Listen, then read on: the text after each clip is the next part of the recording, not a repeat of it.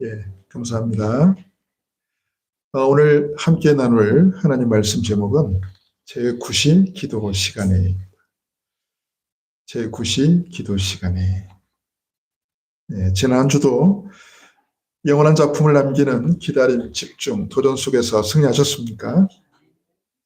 군인은 언제라도 적과 싸울 준비가 되어 있어야 되고, 119 구조대원들은 언제라도 달려갈 수 있는 준비가 되어 있어야 하는 것처럼 복음 가진 전도자는 언제라도 하나님께서 붙여주시는 영혼에게 복음을 전할 수 있는 준비를 갖추고 있어야 됩니다.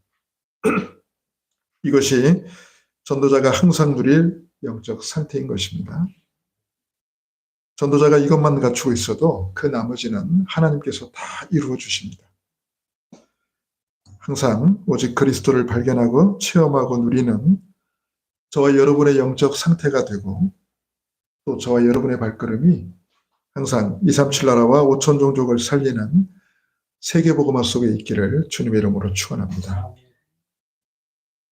제가 해마다 봄철만 되면 특히 황사가 날라오고 본격적으로 꽃가루가 날리기 시작하면 참을 수 없는 알레르기로 큰 고통을 받고 있습니다. 올해도 어김없이 근 한 달 이상을 콧물, 재채기, 코막힘, 결막염, 이것으로 제가 큰 불편을 겪었습니다. 그런데 신기하게도요, 이 아카시아 꽃향이 퍼지기 시작하면 알레르기 증상도 약해지기 시작합니다. 어제도 이 곳곳에서 흩날리는 아카시아 꽃향을 맡으면서 이제야 비로소 알레르기 고통에서 벗어날 때가 되었구나라는 안도감을 느꼈습니다. 여러분, 요즘 주변에서 아카시아 꽃향이 나나요? 저는 이게 꼭 복음 같습니다. 알레르기부터 제가 이제 좀 벗어나는 시간표가 됐구나. 거의 한 달 동안 힘들었어요. 여러분 잘 못 느꼈겠지만 이거는 당해보는 사람은 압니다. 한참 이 알레르기가 진행되고 있을 때는요, 어떤 알레르기 전문약도 잘 듣지 않습니다. 매일 꼬박꼬박 아무리 약을 제가 챙겨 먹어도요, 이 알레르기 고통에서 자유로울 수가 없어요. 심한 날은 약속도 못합니다. 도저히 나갈 수가 없어요. 지난주인가요? 지금 약국에서 그 알바 중인 제 아들이 몸의 면역력을 높일 수 있는 약을 저에게 가져다 줬어요. 알레르기 그 자체는 근본적으로 치료가 어렵기 때문에 몸의 면역력을 높이 끌어올려가지고 알레르기를 극복할 수 있도록 이제 하자는 거죠.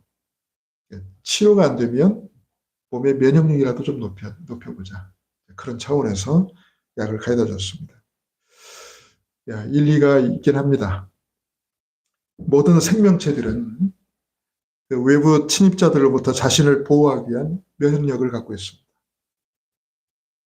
그래서 똑같이 병원균이 침입했는데 감염되는 경우가 있고 감염이 전혀 안 되는 경우가 있습니다.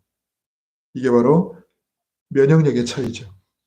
그래서 면역력이 좋은 사람들은 감염이 잘 안 되고, 면역력이 약한 분들은 조그만 것에도 잘 감염이 되죠. 우리 몸이 튼튼하고 건강할수록 그만큼 면역력도 높아집니다. 병이 발병을 해서 그 병을 치료하려고 애쓰는 것은 너무나 당연한 반응이겠죠. 그러나 어쩌면 그것은 늦다고 봐야 됩니다. 병이 생겨서 그걸 치료하려고 하는 것은 어쩌면 늦은 겁니다. 병이 발병하기 전부터 그 병 자체가 아예 생기지 않도록 예방 차원에서 몸을 건강하고 튼튼하게 만들어서 몸의 면역력을 높이는 것이 가장 현명하고 지혜로운 일일 겁니다. 그래서 그런 말도 있어요. 그 어리석은 농부는 병이 생길 때 그 병을 치료하려고 하는 거고, 현명한 농부는 처음부터 그 병이 생기지 않도록 하는 거다. 왜냐하면 여러분, 농작물을 키울 때도 보면은 얼마나 병들이 많습니까? 저희 집도 저희 빌라 옥상에다가 조그마하게 이렇게 옥상 텃밭을 하는데 벌써 몇 년째 하고 있거든요. 저하고 집사람이. 병이 안 생길 것 같은데도 병이 생겨요. 야, 그 한번 생기고 나면요. 진짜 싹 죽습니다. 그냥 그런 것들이. 금방 퍼지고. 생기면은 그걸 막 고치는데 막 집중하잖아요. 근데 그게 원리적으로 보면 그게 늦다는 겁니다. 병이 생기고 난 뒤에는 늦다는 거예요. 처음부터 안 생기도록 하는 게 중요하다는 거죠. 모든 원리가 그런 것 같아요. 이것은 눈에 보이지 않는 영적 세계에서도 마찬가지입니다. 영적으로 건강한 사람은 교회에서 예배하고 기도하고 말씀 받는 것이 너무나 즐겁습니다. 또 매일 현장에서 만나는 사람들에게 복음 전하는 것이 너무나 기쁩니다. 영적으로 건강한 사람은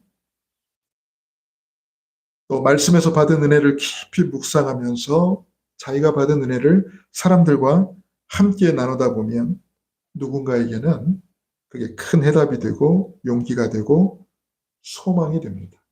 그래서 넘어진 자를 일으켜 주기도 합니다. 또 하나님 떠나서 고통받고 죽어가던 영혼들을 건져낼 수도 있습니다. 영적으로 힘 있는 사람이죠. 건강한 사람이죠.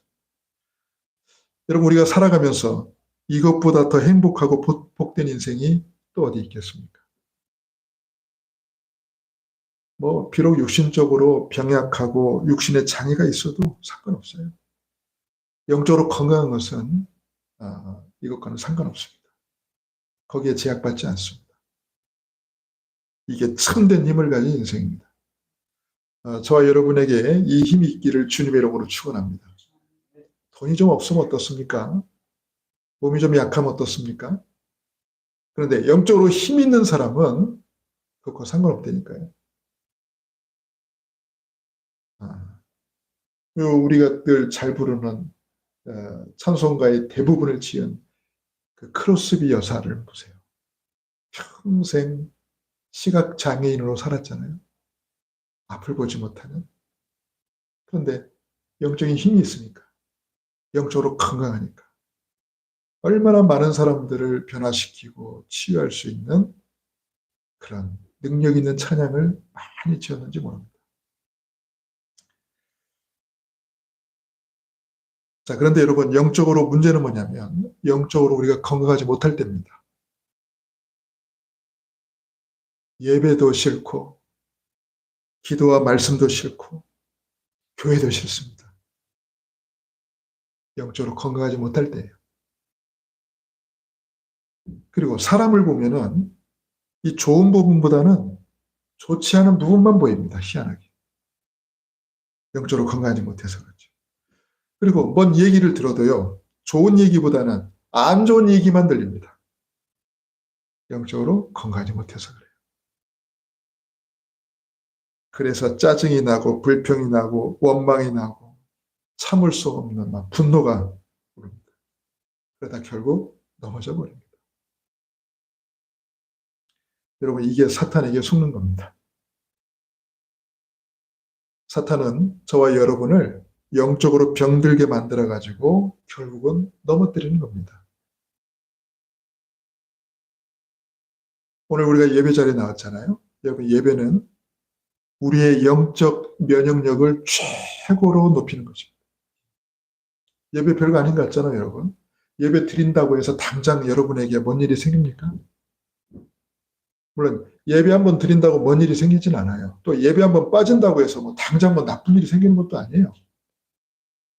그런데 여러분, 이걸 알아야 돼요. 면역력을 높이는 것은 한 번으로 되는 게 아닙니다. 그죠? 지속적으로 꾸준히 계속 반복적으로 하는 것이죠. 그게 바로 예배 생활입니다. 여기에 기도가 더해지고 더 나아가서 전도까지 되어지면 여러분 사탄은 완전히 꺾이는 겁니다. 완전히 무너지는 겁니다. 예, 돌아가신 저희 어머니가 참 돌아가신 저희 어머니께는 좀 실례지만 제가 어릴 때 저희 어머니가 늘 사람 험담을 많이 하셨어요. 그 사람에 대한 어떤 칭찬이나 고마운 부분, 감사한 부분 이런 부분을 저한테 말하는 게 아니고 자꾸 흉을 보시는 거예요. 자꾸 험담하고 흉을 보고. 근데 그 사람이 물론 실수도 하고 잘못된 부분도 있고 그렇겠죠. 근데 여러분 누구에 대해서 우리가 험담을 하고 그 사람에게 흉을 보고 그 사람의 잘못된 부분을 말할 때는 이건 그 사람과 상관없습니다. 그때부터는 이제 내 문제입니다. 내 문제. 그건 내 문제가 되는 거예요. 아니 그 사람에게 왜 그런 부족함이 없겠습니까? 왜 결함이 없겠습니까? 그런데 그걸 가져다가 말을 할 때는 그건 이제 그 사람의 문제가 아니고 내 문제가 되는 겁니다. 그렇게 되는 거죠. 그럼 그때부터는 이제 내가 시달리는 겁니다. 내가 잡히는 겁니다. 근데 영적으로 건강하신 분들을 보면은 아무리 그 사람에게 결함이 있고 문제가 많아도요. 그걸 문제로 말하지 않더라고요. 그걸 결함으로 말하지 않더라고요. 오히려 문제와 결함이 장점으로 나아졌다고 하더라고요. 더 긍정적으로 비춰지더라고요. 그런 겁니다. 자, 지금부터 저와 여러분의 영적 면역력을 높이고 매일 승리하는 전도자로 살아가기 위해서 저와 여러분이 함께 나눌 언약이 무엇인지 같이 말씀을 보려고 합니다. 자, 오늘 우리가 읽은 말씀의 제 첫 번째 구절에 보면 첫 시작이 이렇게 되어 있어요. 제9시 기도 시간에. 저는 굉장한 의미가 있다고 생각해요. 여러분 성경에 나와 있는 그 한 구절, 별거 아닌 것 같은 그 한 구절, 아무것 아닌 것 같은 그 한 단어 속에도 엄청난 뜻이 숨겨져 있습니다. 그 중에 오늘 나온 제9시 기도 시간. 여러분 단순한 구절인데 그 속에는 많은 의미를 담고 있는 겁니다. 제9시 기도 시간, 무엇을 의미할까요? 결론부터 말하면 영적 힘을 가진 자들의 영적 습관입니다. 자, 여기 보면 제9시라는 거는 요즘 시간으로 이걸 환산을 하면 오후 3시입니다. 그러니까 우리가 아는 오전 9시나 뭐 저녁 9시 그 9시가 아니고요. 오후 3시예요. 제9시가. 그러면 제6시는요. 정오 12시가 되겠죠. 제9시니까 오후 3시입니다. 여러분 오후 3시면은 어떤 시간일까요? 특히 이 지방에 있어서는 그렇게 활동적 시간은 아니죠.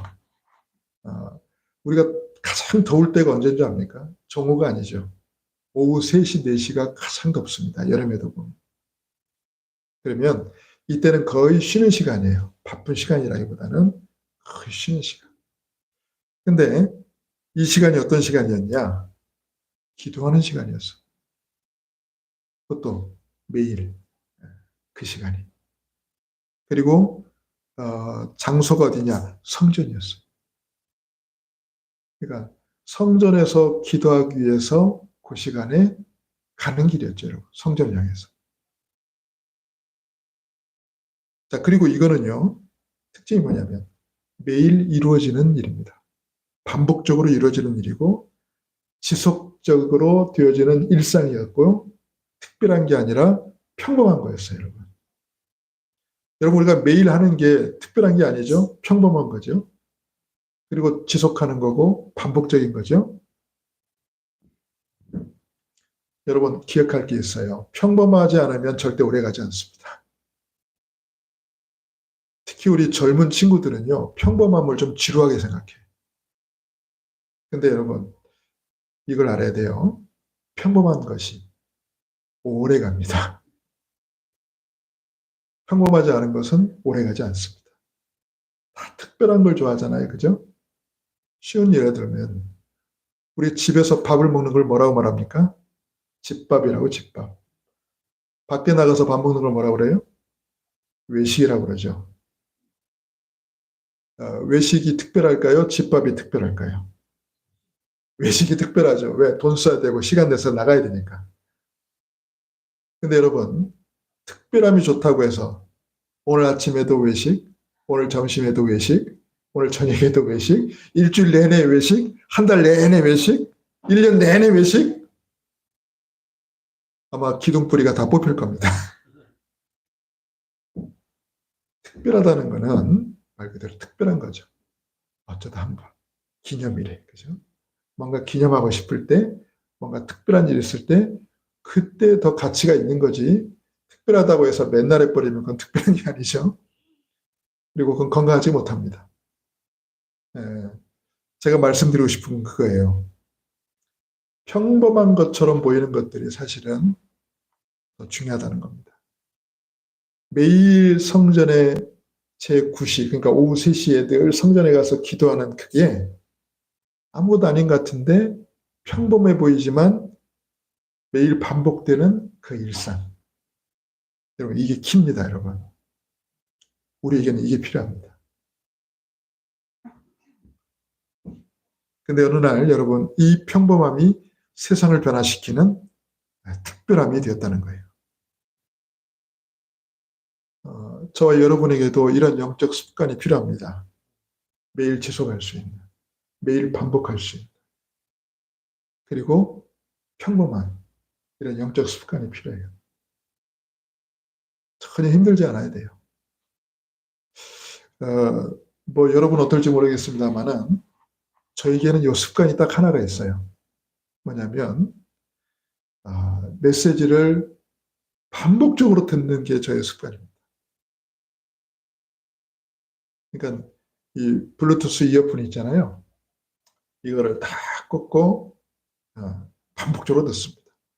우리 주님의 숲교회 강단 메시지를 포함해가지고 토요일 메시지 그리고 주일 본 메시지 이거를 제가 주중에 반복적으로 듣습니다. 이건 저의 습관이에요. 이건 특별한 게 아니에요. 그냥 늘 반복되는 거고 저희 일상이고 지속되는 거예요. 평범한 거예요. 제가 다시 얘기합니다. 평범하지 않으면 절대 오래 가지 못합니다. 자, 그런데요. 자, 이 일을 한 사람이 누구냐면 바로 베드로와 요한이었습니다. 베드로와 요한은 저와 여러분이 아는 것처럼 예수님의 제자였고요. 인간적인 결함이 엄청나게 많은 제자였습니다. 베드로 그러면 여러분 뭐가 떠오르죠? 베드로는 무조건 직진입니다. 직진. 돌아가는 게 없어. 직진. 다혈질에다가. 그래서 이 베드로는요. 뭐든지 우리 이런 말 있잖아요. 생각보다 말보다 행동이 먼저 앞서는 사람. 그게 바로 베드로입니다. 남들 생각할 때 본인은 앞서가고 있어요. 그래서 뭐든지 베드로는 하여튼 참지도 못하고 다혈질에다가 막 앞서가고 그런 사람이에요. 그러니까 실수도 많이 했죠. 자, 그러면 또 요한은요. 베드로에 못지 않습니다. 이 요한은. 이 요한의 별명이 뭔지 알아요? 성경에 보면 우레의 아들이라 그랬어요. 우레의 아들이 우레 소리 알죠? 천둥 소리. 천둥 소리가 얼마나 큽니까? 근데 그 천둥 소리의 아들이래. 알만하죠? 요한이요. 엄청 소리를 많이 질렀다는 거야. 툭하면. 진짜 툭하면 소리 지르는. 그런 사람 있잖아요. 화나면 막 소리 지르는 사람. 막 툭하면 막 이렇게 하는 사람. 이게 요한이었어요. 근데 그 요한이 사랑의 사도가 됐다니까. 사랑이란 말을 가장 많이 쓴 게 바로 요한입니다. 이렇게 인간적인 결함이 많았던 사람이에요. 거기다가 베드로 요한은 다 시골 출신이에요. 어디요? 저 갈릴리 바닷가 어부 출신이에요. 그런데 이 사람들이요. 세 가지를 체험했습니다. 갈보리산, 감람산, 마가다라방을 체험했어요. 여러분 갈보리산은 뭡니까? 예수님의 십자가를 체험했어요. 예수님 십자가에서 요한복음 19장 30절에 보면 다 이루었다 그랬죠. 내가 다 끝냈다. 오직 그리스도로 다 끝났다. 이걸 체험했고, 또 감람산을 체험했어요. 이건 뭡니까? 그리스도께서 부활하셔서 제자들과 40일 동안 함께 하셨다고 하시죠. 그리고 마가다락방을 체험했습니다. 마가다락방이 뭡니까? 오순절 성령이 임한 그 현장. 성령의 역사. 그러니까 그리스도의 십자가도 체험하고 그리스도의 부활도 체험하고 성령의 임재 역사를 체험한 게 베드로와 요한이었어요. 그러니 당연히 이들에게 뭐가 있죠? 영적인 힘이 있지요. 자, 이 영적인 힘을 가진 베드로와 요한이 매일 반복적으로 지속해서 이 정식기도를 누리고 있었다는 거죠. 그게 바로 제90기도 시간입니다. 자, 그리고 두 번째는요. 자, 두 번째 또 중요한 게 뭐가 나오냐면 6절입니다. 베드로가 이르되 은과 금은 내게 없거니와 내게 있는 이것을 내게 주노니 나사렛 예수 그리스도의 이름으로 일어나 걸으라. 내게 있는 이것을 내게 주노니. 여러분, 나에게 좋은 것이 있는데 이 좋은 것을 깨닫지 못하면 아무짝에도 쓸모가 없어요. 근데 내가 정말 좋은 것을 가지고 있다라는 사실을 깨닫게 될 때는 그것을 줄 수가 있습니다. 그런 말 있잖아요. 저기 아프리카에 유럽인이 처음 아프리카 땅을 밟았을 때 유럽 땅에서는 보기 힘든 다이아몬드 있죠. 다이아몬드. 이 다이아몬드를 쉽게 말해서 애들이 공기놀이 하듯이 갖고 노는 거예요. 그냥. 우리 어릴 때 공기놀이 하는 것처럼. 그리고 다 갖고 놀면 그냥 버리는 거예요. 유럽인들이 봤을 때는 이 어마어마한 다이아몬드인데 얘들은 그냥 돌같이 갖고 놀아. 야, 그러니 어떻게 했어요? 이 어마어마한 것을 가지고 있으면서도 가치를 모르니까 유럽인들이 사탕가에다 주고, 그죠? 이런 거 뭐 별거 아닌 거 이런 거 줘가지고 다 그걸 다 가져가 버린 거예요. 가치를 아는 사람들이 다 그걸 뺏어간 거예요. 지금도 수탈이 심하지만 예전에 그냥 다 뺏어간 거예요. 여러분, 내게 좋은 것이 있다는 사실을 깨닫게 되면 그걸 줄 수가 있습니다. 자, 성전 미문 앞에 있던 이 안진뱅이가 보니까요, 육신의 장애를 갖고 있죠. 나면서부터 걷지 못했다 그랬잖아요. 즉 지체장애인입니다. 그죠? 근데 본인을 포함해가지고 이 본인을 포함해가지고 그 주변에 있던 사람들은 뭐만 봤냐? 눈에 보이는 육신의 장애만 본 겁니다. 나면서부터 걷지 못하는 이 장애인 자신부터 보면 이 사람은 날 때부터 걷지 못했다고 그랬으니까 선천성 장애죠. 한 번도 서보지를 못했던 거예요. 그러니까 태어날 때부터 장애를 안고 태어난 거예요. 그러면 이쯤 되면요, 자라는 과정 속에서 굉장히 낙심했을 겁니다. 그리고 좌절감에 빠졌을 거예요. 자기 힘으로 도저히 할 수 없는 말 그대로 팔자다. 나는 이 운명을 안고 태어났다라는 이 사실에 굉장히 자괴감을 느꼈을 겁니다. 여러분, 이 정도면 내 팔자래니, 내 운명이래니 하고 그냥 사는 거죠, 그죠? 그냥 그렇게 무기력하게 사는 거잖아요.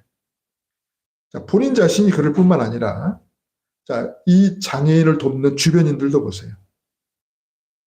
보니까 이 사람을 매일 사람들이 오고 가는 그 성전 미문 앞에다가 데려다 주는 친구들이 있어요, 보니까. 메고 오는 친구들이 있어요. 보통 친구들이 아니죠. 누가 그 일을 해줍니까? 그러니까 육신적으로 도와주는 친구들이 있다는 거잖아요. 그리고 성전에 들어가는 사람들이 나쁜 마음으로 성전에 갑니까? 좋은 마음으로 성전에 갑니까? 근데 거기서 이 불쌍한 사람이 이렇게 구걸하는데 악한 마음을 품겠습니까? 선한 마음을 품겠습니까? 기가 막힌 거죠. 아주 진짜 적절한 그 타이밍에 이 장애인이 말이에요. 구걸을 하는 거예요. 내가 볼 때는 돈도 많이 벌 것 같아. 네. 돈도 많이 벌 것 같아. 그리고 또 유대인들의 특징이 뭐냐면 이렇게 봉사를 하면 하나님 기뻐하신다는 그런 의식들이 있잖아요. 그러니까 잘 도왔을 거예요. 육신적으로도 돕고 물질적으로도 돕고. 근데 그 바탕에는 뭐가 있냐면 동정심이라는 게 있죠. 좀 불쌍하다, 안 됐다. 육신의 장애만 보고 말해요. 자, 이렇게 많은 사람들이 이 사람을 돕는데도 불구하고 현실은 변하지 않는다는 거예요. 이 사람은 태어날 때부터 지금까지 계속 그 운명에서 벗어나지 못한다는 겁니다. 세상 말로 그 팔자에서 벗어나지 못했다는 거예요. 자, 그런데 유일하게 말해요. 베드로와 요한이 다른 사람이 보지 못한 것을 보았어요. 그게 뭡니까? 이 사람이 겉으로는 육신의 장애를 안고 있는 것 같지만 영적 장애를 안고 있구나. 영적 장애를 가지고 있구나. 그 영적 장애가 뭡니까? 이 사람이 하나님을 떠난 창세기 3장의 근본 문제에 걸려 있구나. 그게 뭡니까? 하나님 떠난 거, 죄 가운데 빠진 거, 그 죄를 가져다 준 이 사단에게 완전히 사로잡힌 거. 그래서 운명, 팔자, 사주에 딱 묶여 있는 거. 여기 여러분 창세기 3장 문제 아닙니까? 그래서 뭐가 필요하죠? 이 문제를 해결할 수 있는 유일한 분이 누굽니까? 그리스도입니다. 여러분, 문제를요, 하나님 떠난 근본 문제를 보지 못하면 그리스도가 왜 필요한지를 모릅니다. 여러분, 그리스도가 필요하다라고 느껴질 때가 언제인 줄 아세요? 이게 하나님 떠난 창삼장 근본 문제라는 사실이 깨달아질 때 그리스도가 필요하지. 이게 깨달아지지 않으면 그리스도가 왜 필요한지도 몰라요. 그리스도를 왜 말해드린지도 몰라요. 근데 이걸 본 겁니다. 지금 이 사람의 문제는 하나님을 떠나 있는 창삼장 근본 문제구나. 여기에 걸려 있구나. 그래서 베드로와 요한이 뭘 선포했어요? 나사렛 예수 그리스도의 이름으로 일어나 걸으라. 근데 솔직히 말해서 이 장애인을 오늘 처음 본 게 아닙니다. 왜? 늘 기도하러 다녔잖아요, 거기를. 그러면 이 사람은 늘 거기에 앉아 있었단 말이에요. 그럼 그날만 처음 본 게 아니에요. 늘 봤던 거예요. 늘 봤던 사람인데 그전에는 그냥 불쌍하다 정도로만 본 거예요. 육신적으로. 안 됐다. 그래서 가다가 뭐 이렇게 동전이라도 좀 던져주고. 그런데 이날은 달랐던 겁니다. 이게 보였던 겁니다. 이 사람의 근본 문제가 이 사람에게 지금 가장 필요한 게 돈이 아니다. 이 사람에게 가장 필요한 게 지금 육신 봉사가 아니라 물질 봉사가 아니라 하나님을 떠난 이 사람의 근본 문제에서 벗어나게 하는 거다. 빠져나오게 하는 거다. 여러분, 이 눈이 열린 거죠. 그래서 그리스도 이름을 선포합니다. 선포했을 뿐만 아니라 그 사람의 손을 잡고 일으킵니다. 이게 놀라운 일이 아닐 수 없어요. 하나님을 그 결과 어떻게 됐어요? 하나님을 떠난 마귀의 자녀의 신분에서 평생 장애인으로 고통받고 살아갈 수밖에 없는 운명과 팔자에서 이 땅을 떠나는 날 영원한 지옥불에서 고통받을 수밖에 없는 그 지옥 권세에서 완전히 해방받게 된 것입니다. 저는 이렇게 자부해요. 세상에 많은 봉사가 필요하죠. 그러나 봉사 중에 가장 최고의 봉사는 뭐냐? 하나님을 떠난 사주팔자 처주 운명 지옥 권세에서 빠져나오도록 하는 봉사. 가장 최고의 봉사인 줄 믿습니다. 그 영적 봉사 아닙니까?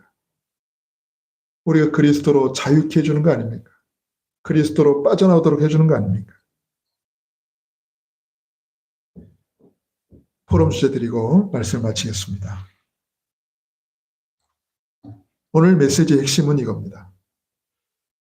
영적 힘을 누리는 영적 습관을 갖자. 여러분, 예배 드리는 게 습관 되시길 주님이라고 축원합니다. 여러분, 예배가 너무 당연한 것이 돼야 돼요. 예배가 특별한 것이 되면 습관이라는 거는 특별한 게 아니에요. 당연한 거예요. 근데 그 당연한 그 습관이 뭐가 돼야 된다? 예배. 그래서 여러분, 예배 드리러 나올 때는 그냥 막 전날부터 그냥 예배 드리러 가야지. 다짐하고 막 결단하고 막 힘을 모아가지고 내가 내일 꼭 예배 들어가야지.